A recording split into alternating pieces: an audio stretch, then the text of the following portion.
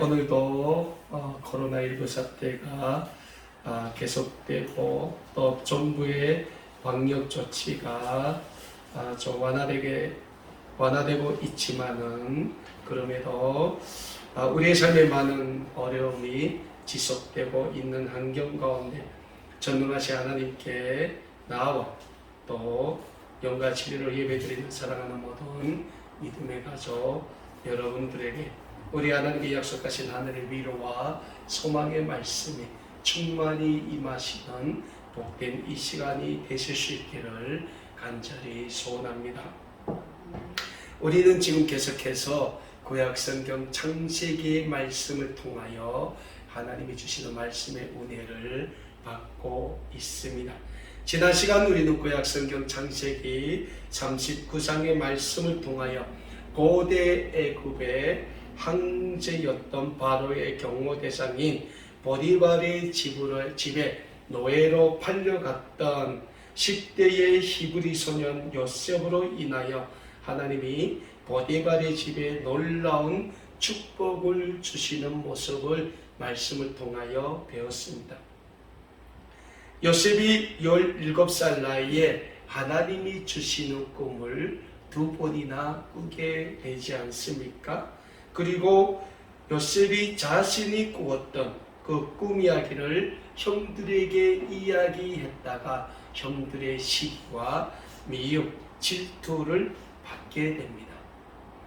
결국 형들의 미움과 시기, 질투를 받게 된 요셉은 형들에 의해서 이스마엘 노예 상인들에게 온 20에 팔리게 됩니다. 그렇게 이스마엘 사람들에게 노예로 팔린 요셉은 그 이스마엘 사람들의 손에 이끌려 고대 애굽에 끌려갑니다.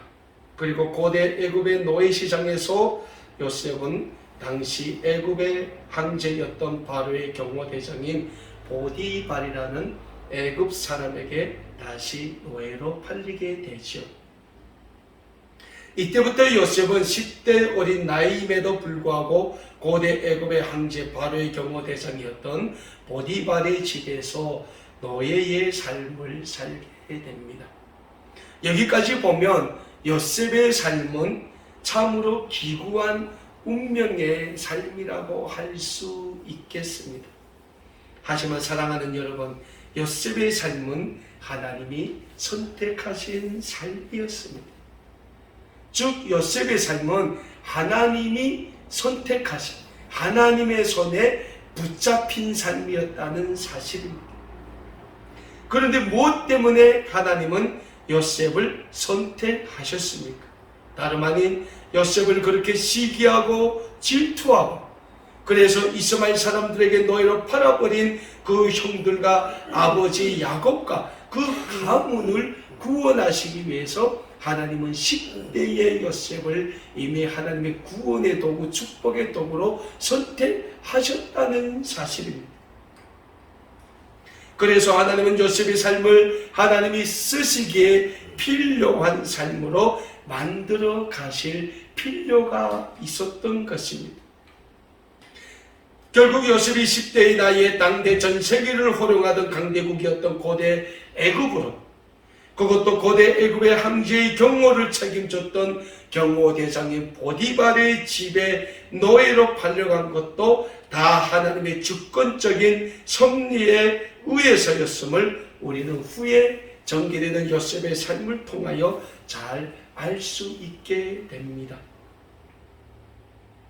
어찌 보면 요셉이 10대의 나이에 고대 애굽의 황제의 경호 대장인 보디발의 집에 노예로 팔렸던 것은 후에 요셉을 고대 애굽의 총리로 만드시기 위한 하나님의 계획의 첫 시작이라고 할 수 있을 것입니다. 자, 이렇게 요셉은 하나님의 주권적인 섭리 가운데 보디발의 집에 노예로 팔려갑니다. 그런데 요셉이 이 보디발의 집에 오자 이 보디발의 집에 놀라운 일들이 일어나기 시작했다는 사실입니다. 요셉이 손을 대는 것마다 모든 일이 너무 잘 풀려나가기 시작했던 것입니다. 채소밭에서 요셉이 일을 하면 그 채소밭에 풍성한 채소들을 수확할 수 있게 됩니다. 양과 소와 염소들을 요셉이 치며 엄청난 때를 이루었다는 사실입니다. 무슨 일이든지 요셉이 하면 모든 일들이 너무 잘 해결되고 복을 받게 되는 것입니다.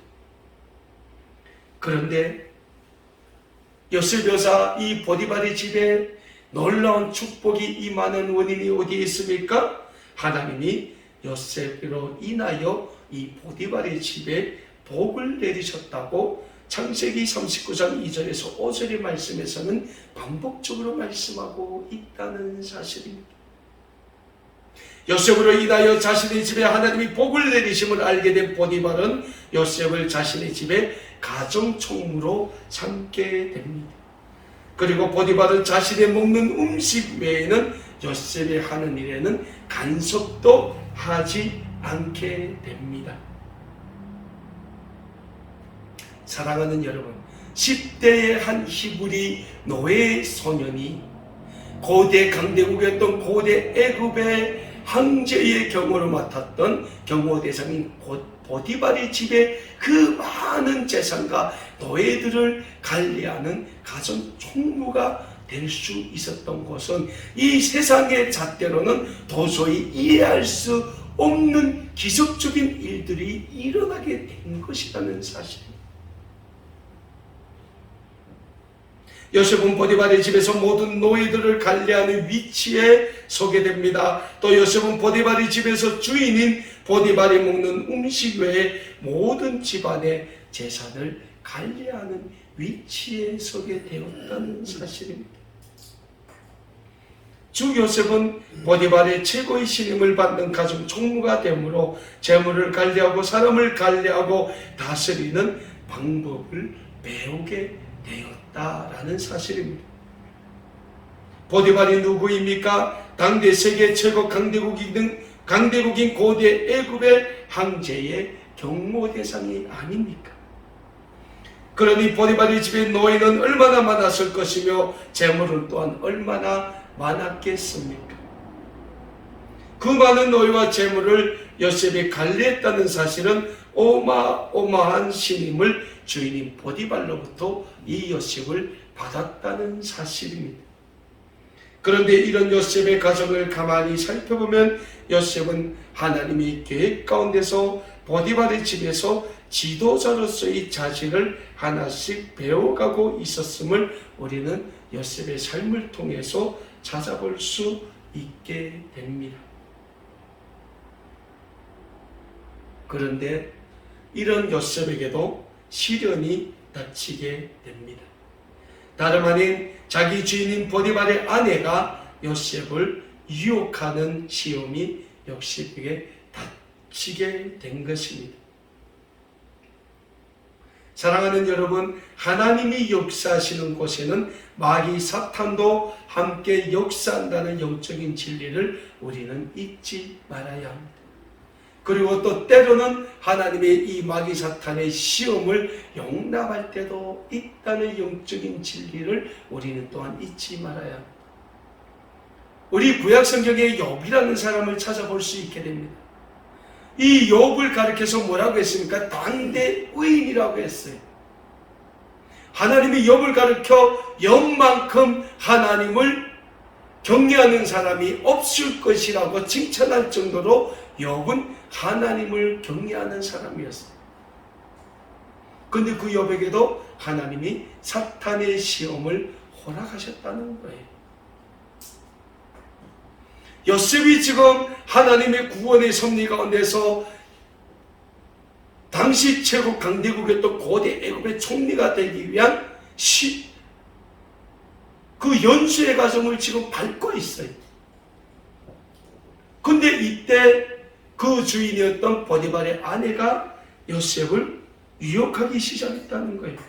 어느 날부터 보디발의 아내가 자꾸 요셉에게 추파를 던집니다. 어찌 보면 보디발의 아내도 좀 외로운 여인이었던 것은 맞습니다. 남편 보디발은 황제를 경호한다고 집에 자주 못 들어오니 좀 외롭기는 하겠습니다. 그런데 어느 순간 남편의 용모가 준수한 한 10대 히브리 소년을 노예로 데려왔습니다. 그리고 그 히브리 노예 소년이 오면서 남편이 너무 좋아하는 거예요. 왜서입니까? 집안의 모든 일이 너무 잘 풀리는 거예요. 그러니 어느 순간에 그 히브리 노예 소년에게 집안의 모든 일을 남편이 맡기는 거예요. 그러다 보니 보디발의 아내도 이 히브리 노예 소년에게 관심을 가지게 됩니다. 그렇게 관심을 가지다 보니 이 히브리 노예 소년을 자신의 몸종으로 부리고 싶다는 생각이 이 보디발의 아내에게 어느 순간부터 들기 시작했어요. 그래서 이 보디발의 아내가 요셉을 꼬시기 시작합니다. 그런데 이 히브리 소년이 완강하게 거부하는 거예요. 구약성경 창세기 39장 10절에서 이렇게 기록하고 있습니다. 여인이 날마다 요셉에게 청하였으나 요셉이 듣지 아니하여 동침하지 아니할 뿐더러 함께 있지도 아니하였더라. 아니하니라 라고 말씀하고 있어요. 당시 애굽 문화에서는 노예가 자신의 여주인의 여부를 거절한다는 것은 곧 자신의 생명을 내놓아야 하는 일이었어요. 결국 죽음으로 보상해야 하는 일이었다라는 사실입니다. 그럼에도 불구하고 지금 10대 한 히브리 노예 소년이 자신의 여주인의 여부를 완강히 거부하고 있는 것입니다. 그렇다면 사랑하는 여러분, 요셉은 왜 보디발의 아내의 여부를 이렇게 완강하게 거부했겠습니까? 구약성경 창세기 39장 9절에서는 그 원인을 이렇게 말씀하고 있습니다. 이 집에는 나보다 큰 이가 없으며 주인이 아무것도 내게 금하지 아니하였어도 금한 것은 당신뿐이니 당신은 그의 아내입니다. 그런즉 내가 어찌 이 큰 악을 행하여 하나님께 죄를 지으리까? 라고 요셉이 보디발의 아내에게 고백하는 모습이 기록되어 있습니다.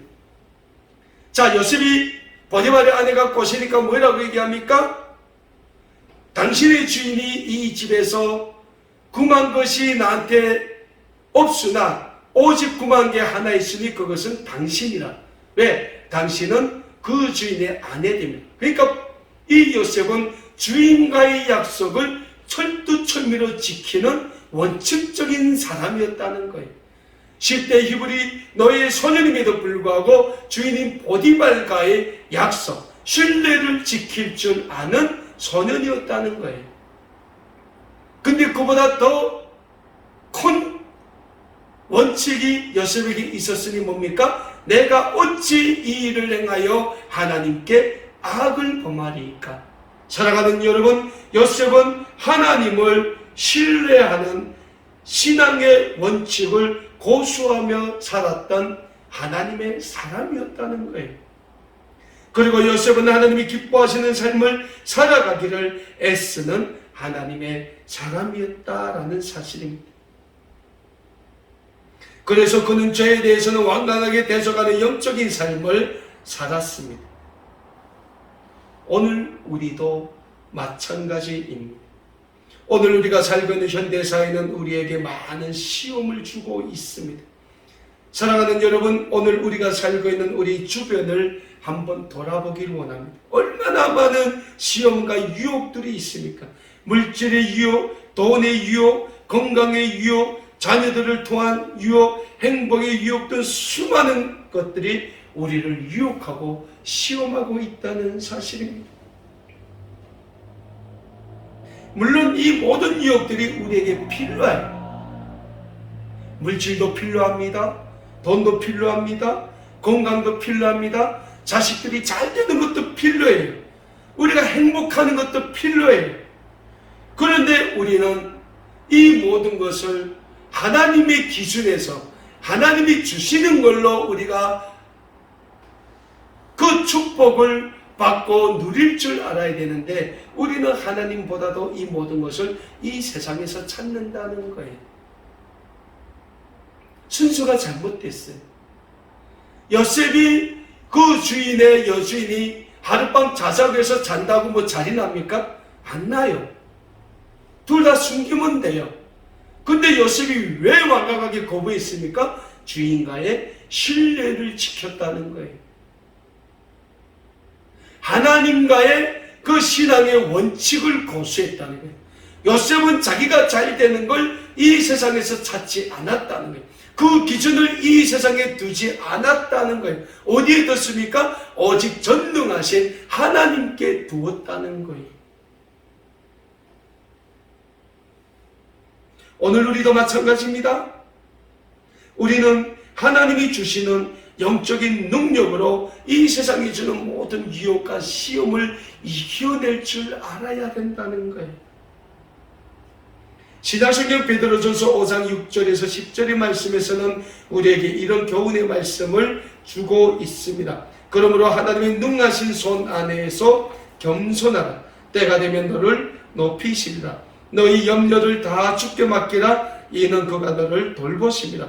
근신하라. 깨어라. 너희 대적마귀가 우는 사자같이 두루 다니며 삼킬 자를 찾나니 너희는 믿음을 굳건하게 하여 그를 대적하라. 이는 세상에 있는 너희 형제들도 동일한 고난을 당한 줄을 알미라. 이 모든 은혜의 하나님 곧 그리스도 안에서 너희를 부르사 자기의 영원한 영광에 들어가게 하시니가 잠깐 고난을 당한 너희를 친히 온전하게 하시며 굳건하게 하시며 강하게 하시며 그 터를 견고하게 하시리라 라고 말씀하고 있습니다. 베드로전서에서 베드로 사도가 우리에게 뭐라고 말씀하십니까? 우리의 선진들도 우리와 같이 동일한 고난을 받았다는 거예요. 무엇보다도 우리에게 구원의 주님이 되신 예수 그리스도께서 우리와 같은 그 고난을 받으셨다는 거예요. 왜서요? 하나님의 영광 중에 들어가기 위해, 하나님의 영광 중에 들어가기 위해 우리를 하나님의 그 영광에 들여 보내시기 위하여 예수 그리스도의 십자가의 고난을 당하셨다는 거예요. 근데 우리가 이 잠시 잠깐의 고난을 이겨낼 때 하나님은 우리를 더 온전하게 하시며 우리의 믿음을 더 굳건하게 하시며 우리의 신앙을 더 강건하게 하시며 우리의 그 믿음의 터를 더 경건하게 만들어 주신다는 거예요. 사랑하는 여러분, 고난이 있습니까? 시험이 있습니까?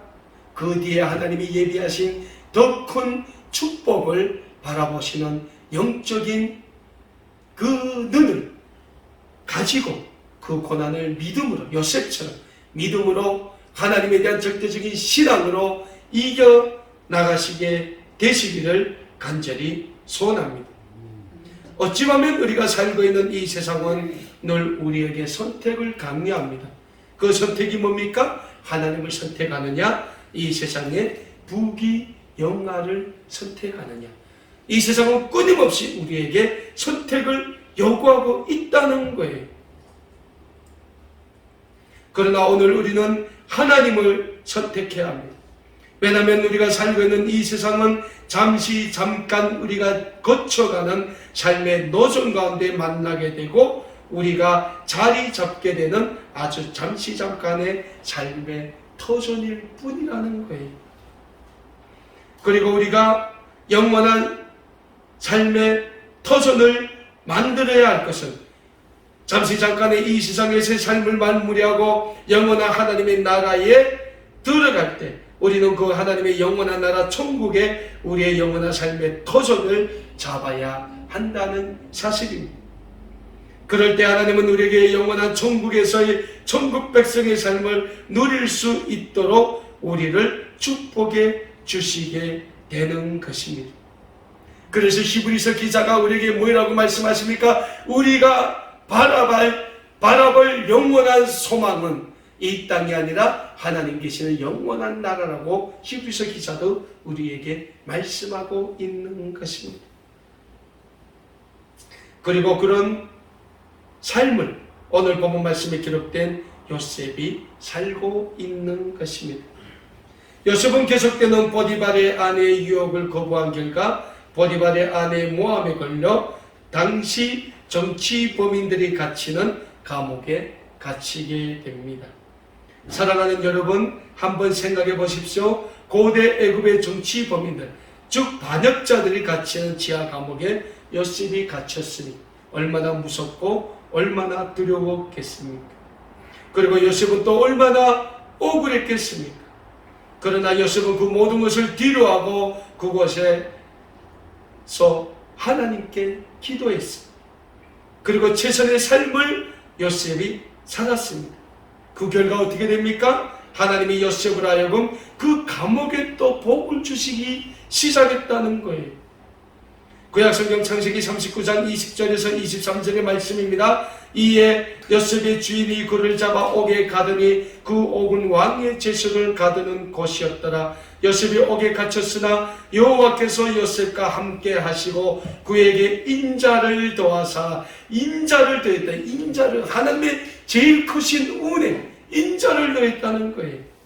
인자를 도와사 간수장에게 은혜를 받게 하심에 간수장의 옥중 제수를 다 요셉의 손에 맡김으로 그 재반 사물을 요셉이 처리하고 간수장은 그의 손에 맡긴 것을 무엇이든지 살펴보지 아니하였으니 이는 여호와께서 요셉과 함께 하심이라. 여호와께서 그를 범사에 형통하게 하셨더라 라고 말씀하고 있습니다. 사랑하는 여러분, 성경에 보면 하나님이 인자를 더했다는 말씀이 몇 구절 안 나옵니다. 하나님이 인자를 더했다는 것은 하나님이 제일 큰 은혜를 요셉 때문에 그 옥의 간수장에게 주셨다는 거예요. 요셉에게 주셨다는 거예요.